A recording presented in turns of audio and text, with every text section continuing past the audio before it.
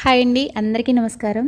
ఈరోజు ఈ వీడియోలో పిల్లలు స్కూల్కి వెళ్ళిన తర్వాత కొన్ని పనులు ఉన్నాయండి. ఆ పనులన్నీ నేను అనుకున్న టైంకి అనుకున్నట్లుగానే కంప్లీట్ చేశాను. ఈ పనులన్నీ మీతో నేను షేర్ చేసుకుందాం అనుకుంటున్నాను. మీ అందరికీ వీడియో నచ్చినట్లయితే మన ఛానల్ని సబ్స్క్రైబ్ చేయడం మాత్రం మర్చిపోవద్దు. వచ్చిన లైక్ చేయండి. మీరు ఇచ్చే ప్రతి కామెంట్, ప్రతి లైక్ నాకు ఎంతో మోటివేషన్గా ఉంటుంది. మన ఫ్యామిలీ మెంబర్స్ అయితే మన ఛానల్ని సపోర్ట్ చేయండి. కొత్త వాళ్ళైతే మన ఛానల్ని సబ్స్క్రైబ్ చేసుకోండి. ఇక నెక్స్ట్ వీడియోలోకి వెళ్ళిపోతే,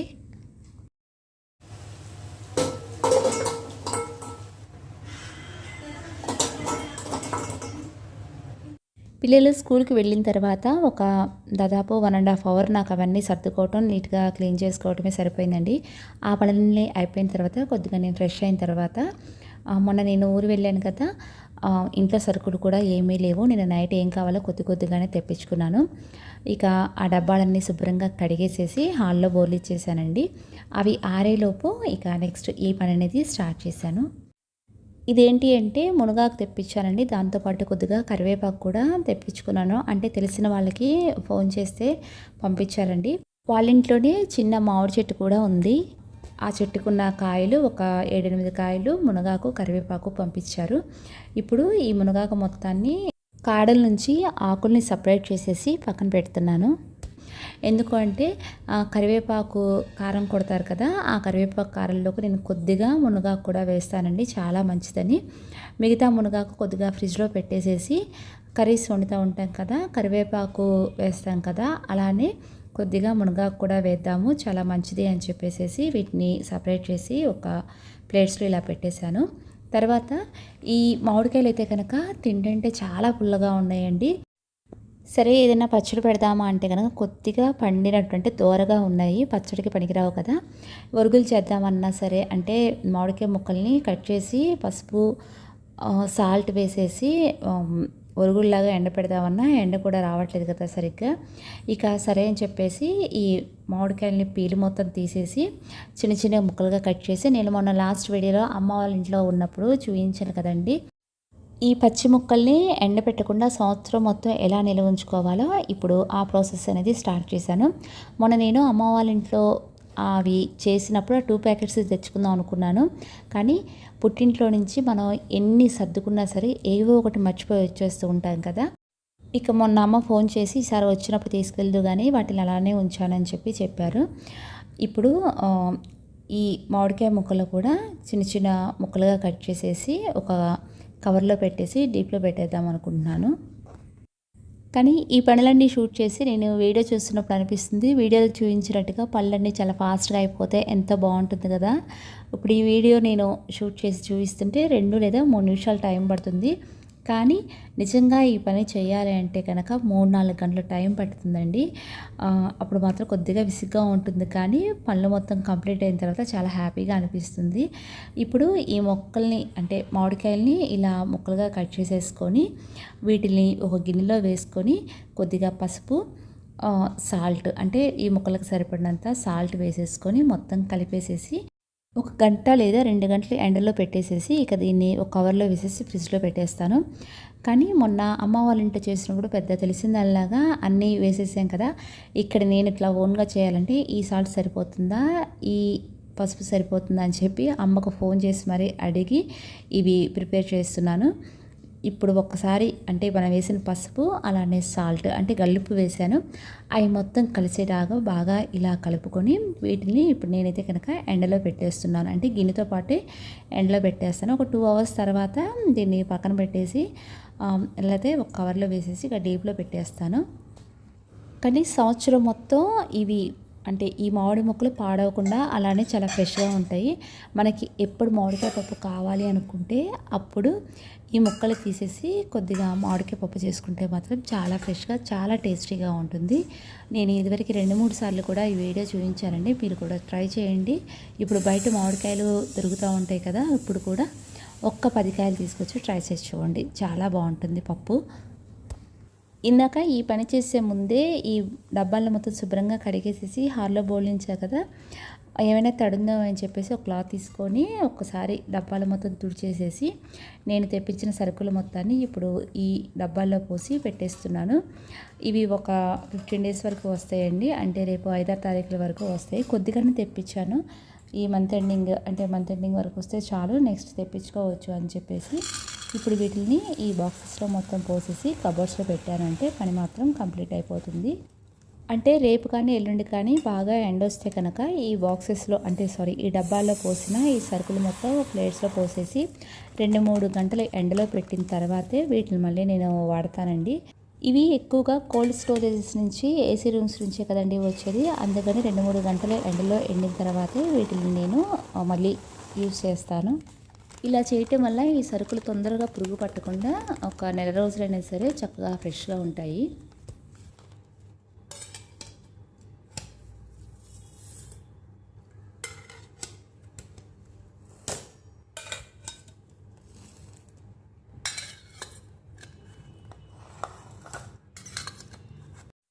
కరెక్ట్గా ఇలాంటి టైంలోనే ఇంట్లో పిల్లలు ఉంటే బాగుండు అనిపిస్తుంది. ఇప్పుడు ఈ డబ్బాలను మొత్తం ఈ కబోర్డ్స్లో సర్దాలి అంటే నాకు అటు ఇటు తిరగటమే సరిపోయింది.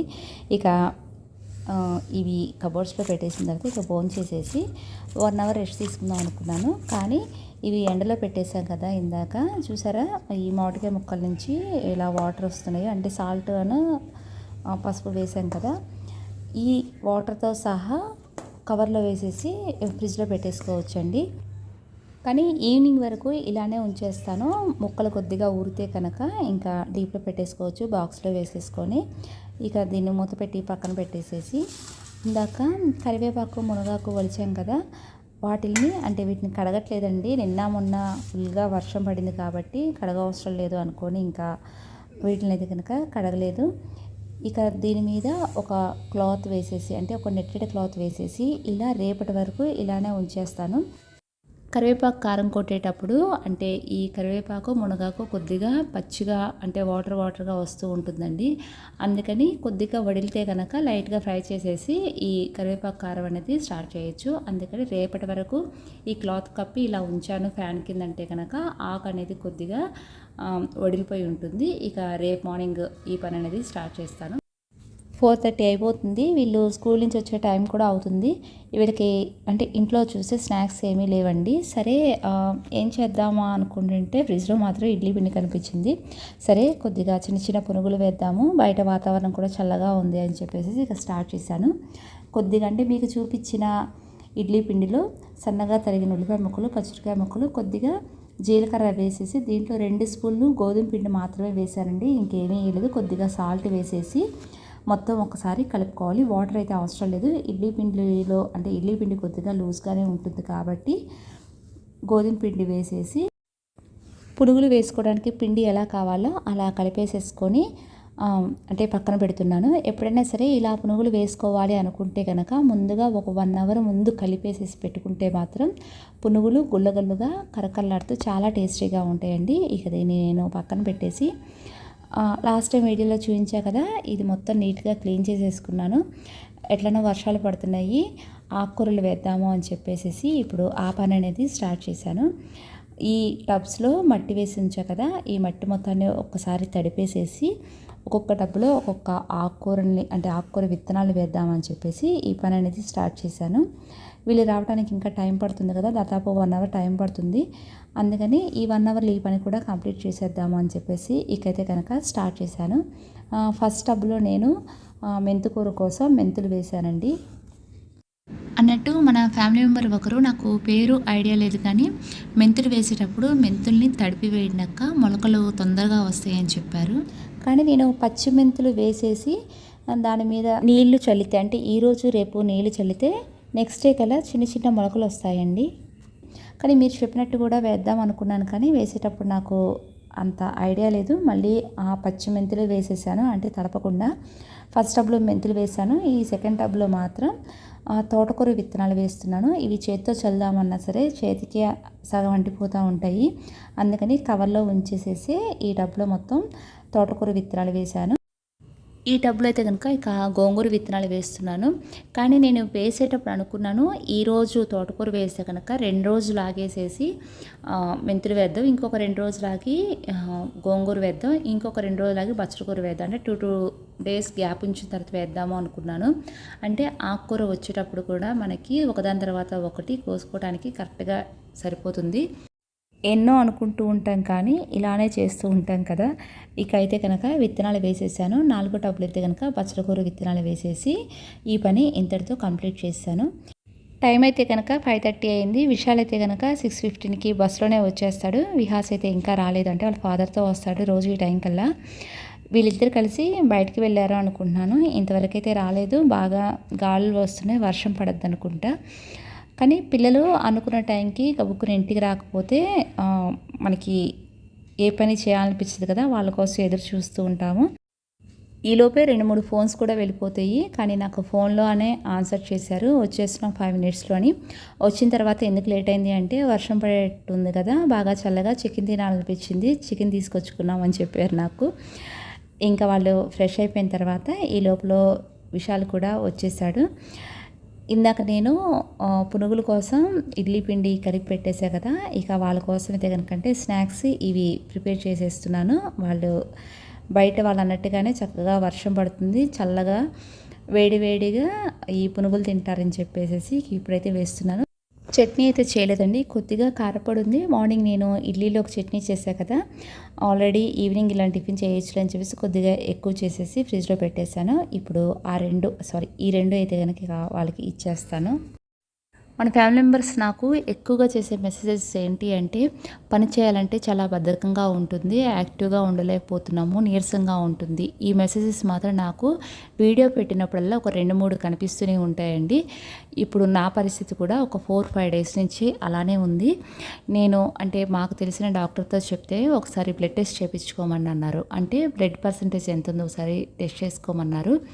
ఈరోజు నేను బ్లడ్ పర్సంటేజ్ టెస్ట్ చేయించుకుందామని చెప్పేసి మార్నింగ్ అయితే కనుక బ్లడ్ ఇచ్చాను. ఇప్పుడు ఏదో రిజల్ట్స్ కోసం ఎదురు చూస్తున్నట్టు ఇక ఆ రిపోర్ట్ కోసం నేను ఇప్పుడు ఎదురు చూస్తున్నాను. నేను 6 మంత్స్కి ఒకసారి టెస్ట్ చేయించుకుంటూనే ఉంటానండి. నాకు 11 to 12 మధ్యలో అయితే ఉంటుంది. అంటే మనకైతే కనుక అది ఎక్కువగా ఉన్నట్టే అని చెప్పారంటే సరిపోనున్నట్టే అని చెప్పారు. కానీ ఇప్పుడు ఎందుకో టెస్ట్ చేయించుకోమన్నారు, చూడాలి ఎంత పర్సెంటేజ్ ఉందో. వీలైతే కనుక నెక్స్ట్ వీడియోలో దీని గురించి నేను మీతో మాట్లాడతాను. ఇప్పుడు వేడిగా వీళ్ళకి పునుగులు వేసేసి ఇచ్చేస్తున్నాను.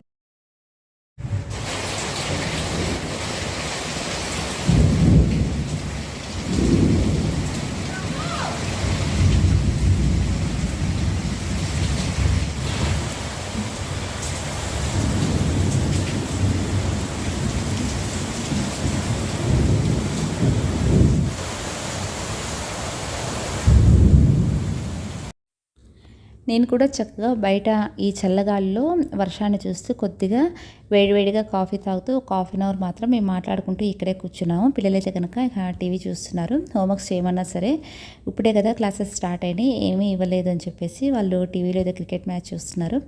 ఇక బయట కూర్చొని 1/2 అవర్ మాట్లాడుకున్న తర్వాత ఇక మనకు ఉండే పనులే కదా, మార్నింగ్ దీన్ని నేను ఫ్రిడ్జ్లో పెట్టేద్దాం అనుకొని మర్చిపోయాను. ఇప్పుడు ఇలా కవర్లో పెట్టేసి కనుక ఫ్రిడ్జ్లో పెట్టినా లేదా బాక్స్లో పెట్టినా సరే డీప్లో పెట్టేసుకోవాలి. 1 year అయినా సరే ఇవి చక్కగా ఫ్రెష్గా ఉంటే మనకి ఎప్పుడు మామిడికాయ పప్పు తినాలి అనిపిస్తే కనుక అప్పుడు ఈ ముక్కలను కొద్దిగా తీసుకొని పప్పులో పెట్టేసుకొని పప్పు చేసుకుంటే చాలా బాగుంటుంది. మీరు తప్పకుండా ట్రై చేయండి. చికెన్ అయితే కనుక చేద్దామని చెప్పేసి అంటే ఆ కర్రీని అనేది స్టార్ట్ చేశాను. మనకి మార్నింగ్ కరివేపాకు, మునగాకు, మామిడికాయలు పంపించారు కదా, వాళ్ళే ఈ ములక్కాయలు కూడా పంపించారండి. మార్నింగ్ తీసి అంటే సపరేట్గా చిన్న ముక్కలుగా కట్ చేసి బాక్స్లో పెడదాం అనుకున్నాను, మర్చిపోయాను. ఇప్పుడైతే కనుక ఆ పని చేయాలి. ఇటు చికెన్ అయిపోతూ ఉంది కదా, బయట కూడా వర్షం పడుతుంది. సరే ఒక పని తర్వాత ఒక పని చేసేద్దాము అని చెప్పేసి ఈ ములక్కాయలు కూడా కట్ చేసేసి బాక్స్లో పెట్టేస్తాను. కానీ నేను కిచెన్లో ఉన్నప్పుడు ఒక పని చేసేసి అంటే ఒక పని పొయ్యి మీద అవుతూ ఉంటుంటే రెండో పని మాత్రం చేసేసుకుంటూ ఉంటాను, ఖాళీగా మాత్రం ఉండను. అది కాక కొద్దిగా వెన్నపూస కూడా కరగబెడుతున్నాను. ఈ చికెన్లోకి కొద్దిగా మసాలా రైస్ లేదా ఫ్రైడ్ రైస్ లాంటివి చేద్దాము అని చెప్పేసి అనుకుంటే చూస్తే నెయ్యి లేదు. సరే ఫ్రిడ్జ్లో నుంచి కొద్దిగా వెన్నపూస ఉంటే దాన్ని తీసేసి కరగబెడుతున్నాను కొద్దిగా ఫ్రైడ్ రైస్ చేయడానికి. చెప్పాను కదా, ములక్కాయల్ని ముందుగా చాకుతో ఇలా కట్ చేసేసి లైట్ కొద్దిగానే, అంటే మొత్తం పైన పీల్ తీయనండి, కొద్ది కొద్దిగానే తీసేసి ఇలా బాక్స్లో పెట్టేసి ఫ్రిడ్జ్లో పెట్టుకున్నాము అంటే 1 వీక్ అయినా సరే ఇది ఫ్రెష్గా ఉంటాయి.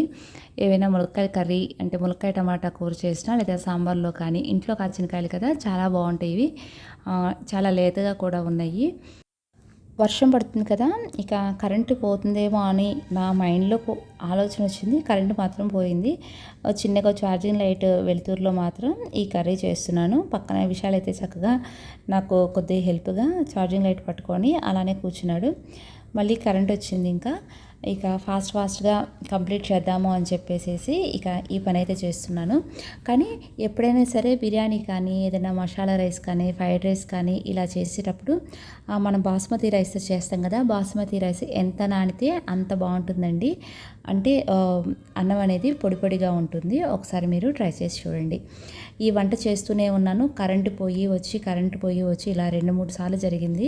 ఇంకా నాకు చాలా చిరాగ్గా అనిపించిందండి. అసలు ఈ కరెంట్ లేకుండా వర్క్ చేయాలి అంటే, అది కూడా ఒకవైపు షూట్ చేసుకుంటూ చేస్తున్నాను కదా, ఇంకా చాలా చిరాగ్గా అనిపించింది. ఇక ఈ వీడియో ఇంతటితో ఆపేస్తున్నాను. మీ అందరికీ ఈ వీడియో నచ్చినట్లయితే మన ఛానల్ని సబ్స్క్రైబ్ చేయడం మాత్రం మర్చిపోవద్దు. చిన్న లైక్ చేయండి. మీరు ఇచ్చే ప్రతి కామెంట్, ప్రతి లైక్ నాకు ఎంతో మోటివేషన్గా ఉంటుంది.